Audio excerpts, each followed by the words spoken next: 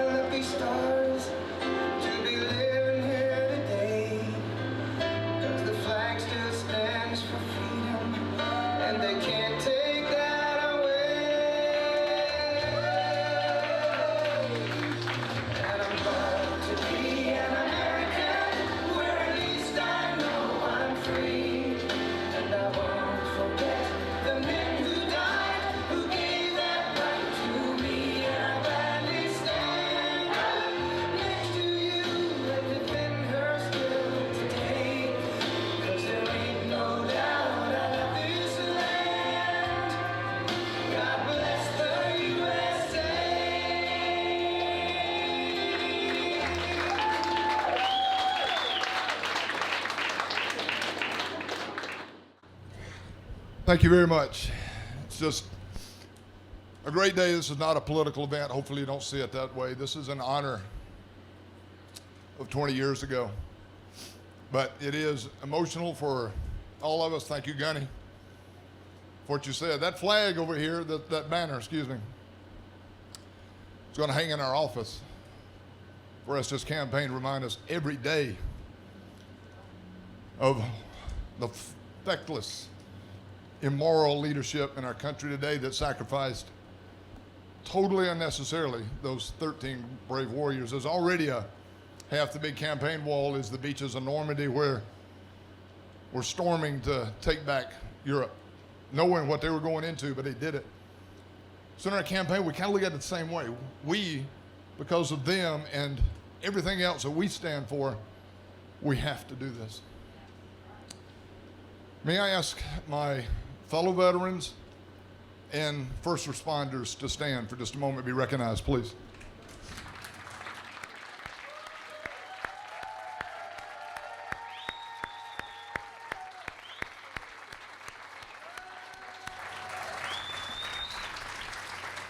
Thank you very much. This is, that was probably what, 25%, 30% of this audience stood.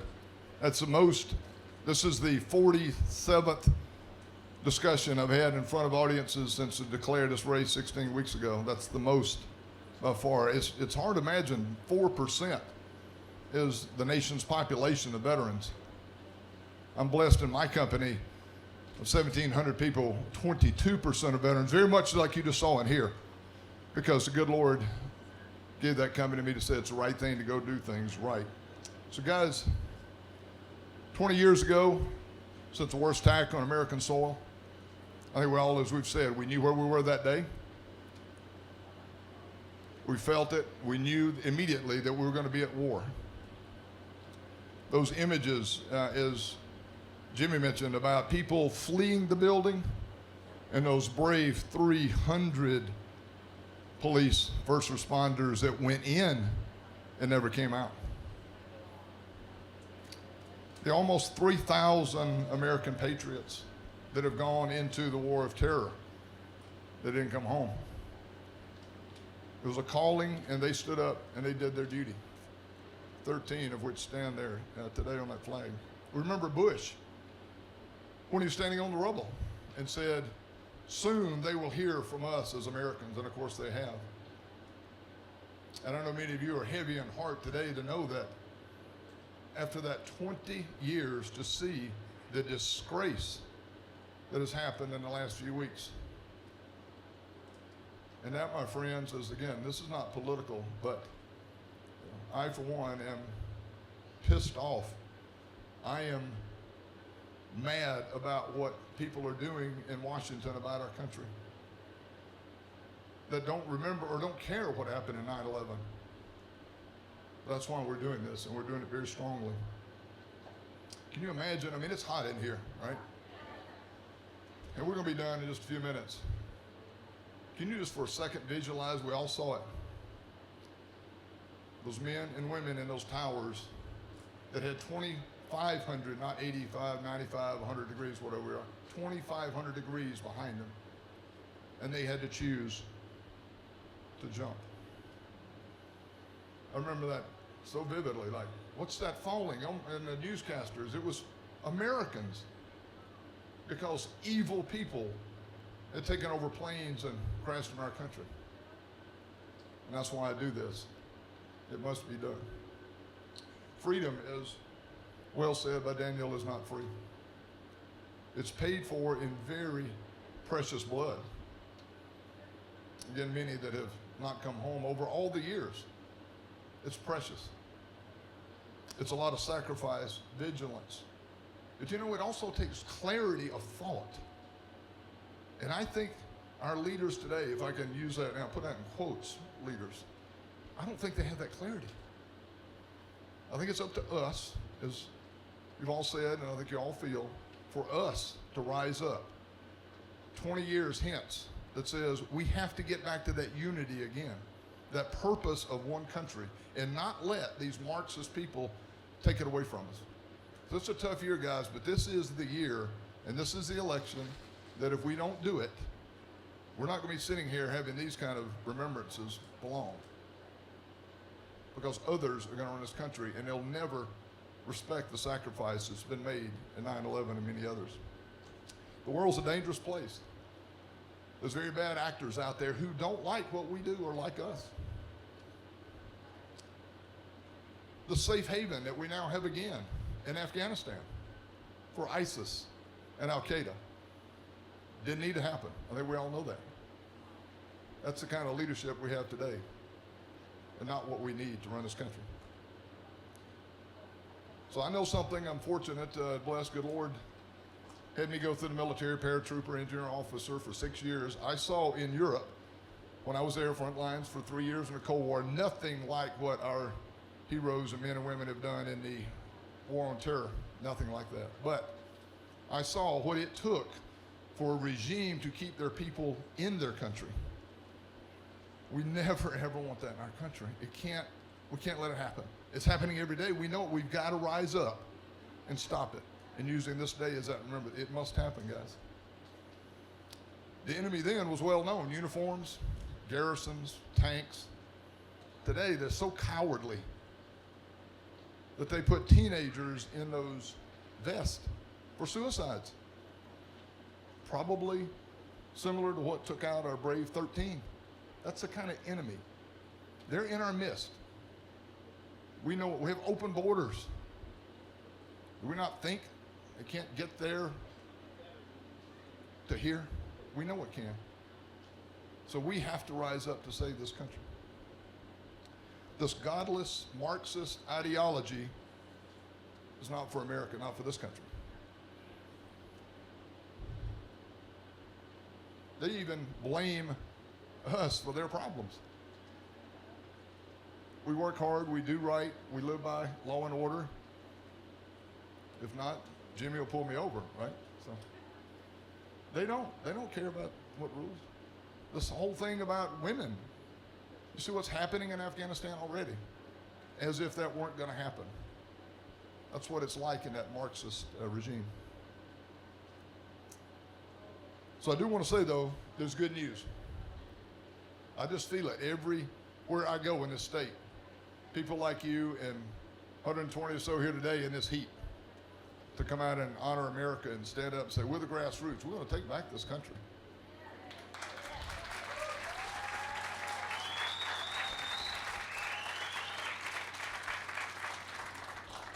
We got the finest fighting force on the planet still, despite the woke generals that are trying to lead it in another direction. My daughter-in-law's brother, Navy SEAL commander, talked to him a lot. A lot of the guys I serve with that have sons and daughters in the military now. The fighting forces, the men and women that are still going in, as Gunny said, to lead, they're still there. They still love this country as much as we do. But we've got to change what those military generals are doing today. I intend to make that happen. So as we commemorate the solemn anniversary, let's never forget those brave 300 who went in into those towers and never came out. They didn't think a second about it. You didn't see them hesitate and thinking, well, do we go in or not? They went straight in as fast as they could get there, climbing those stairs. Those same 3,000 that didn't come home in the war of terror, so that we're not sitting here with others doing the same thing that happens every day in countries that aren't like ours.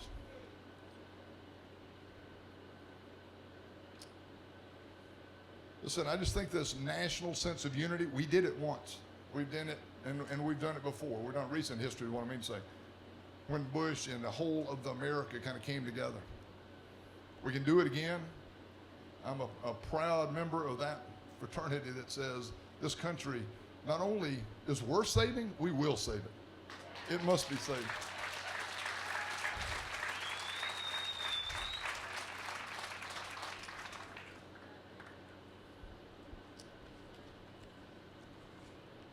So kind of in closing, there's no doubt, and I don't think anybody in here is naive to everything that rails against us, from elections to news media to et cetera.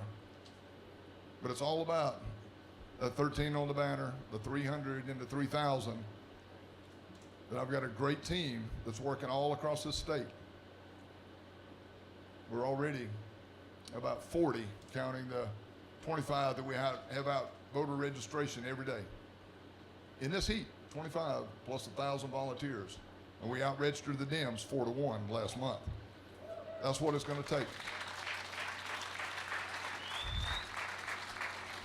So guys, don't take me as endless wars. We can't fix everything in the world. We can't make over every broken state out there. But we can darn sure do what it takes necessary to bring this country together and be one and defeat everything that wants to defeat us.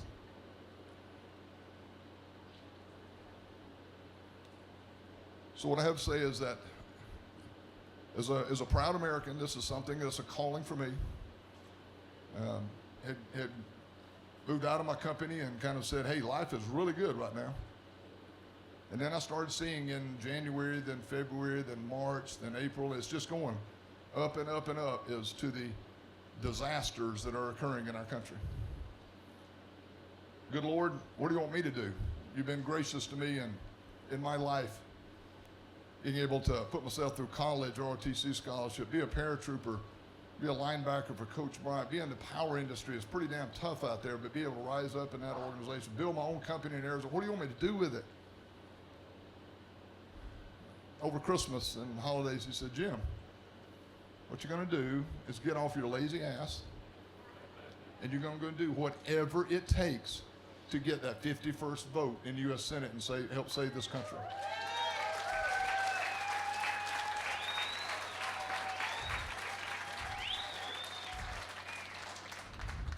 So again, I will do whatever it takes. We're working 6 days a week, 13 hours. Can I have on my team that's doing the same thing? Y'all guys hold up your hand that's on this great group already. You see a lot of them around here.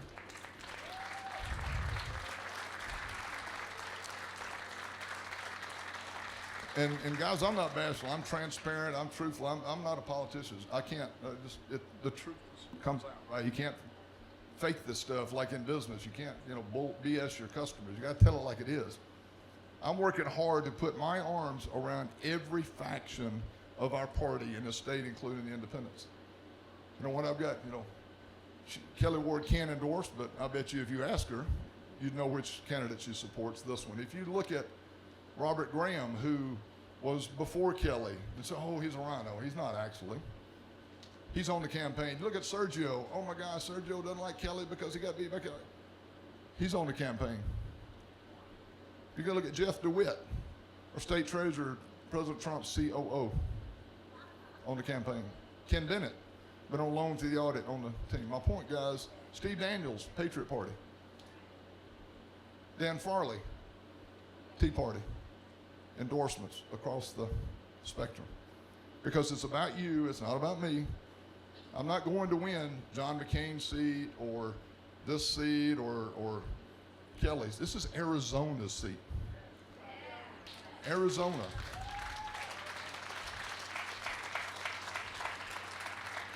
This state right now is leading the country. We're not taking it lying down about what went on. We're standing up. From everything in our state legislation, great stuff got passed. We got a great audit. It's the real deal. There's real stuff in there. And I, for one, being blessed with a great company, trust me, it is not going to go sit on somebody's desk. I will make sure, from a financial standpoint, whatever resources we need to take this to the finish line, I will do. Because when I asked them, I was like, why'd you give me all this? It's $1 billion company. I don't own all of it. I gave shares away, but I got the most shares again. Jim, open your thick head, son. I gave it to you to go help this country because it's so good. It's so wonderful. It's the last hope on this earth. We must save it for our kids and grandkids, and I will do whatever it takes. God bless you. Thank you.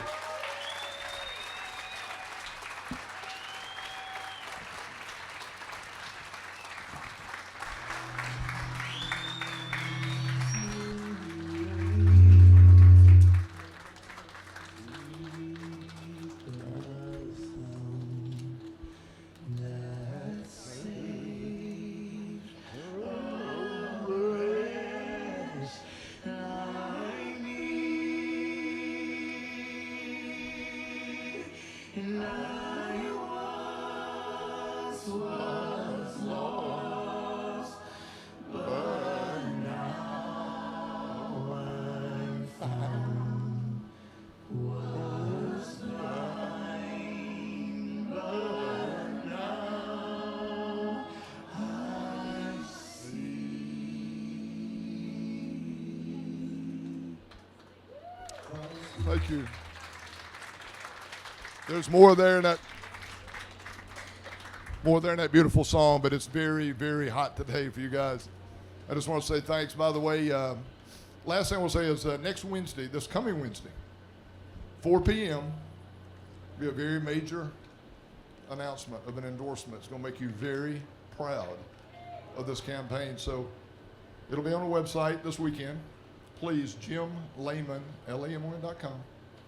Please go there. It's about, you're gonna know those people standing behind this campaign nationally, locally, that will remember. They remember 9/11, and you're going to be proud of. Please be there. It's going to be a great American revival. Wednesday, 4 p.m. Location to be announced for security. Once you RSVP, it'll be on the website this weekend. I hope all of you will be there. Thank you. God bless you. All right. Before you guys,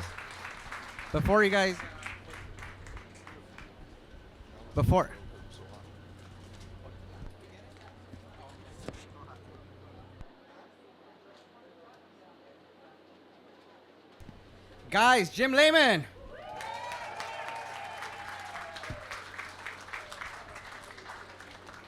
All right, quick announcements, very quick. I know it's really hot out here, guys. We have food for all you guys. I know it gets a little hungry, a little thirsty, so we have refreshments, food in the back, gratuitous, so stick around, ask some questions of Jim.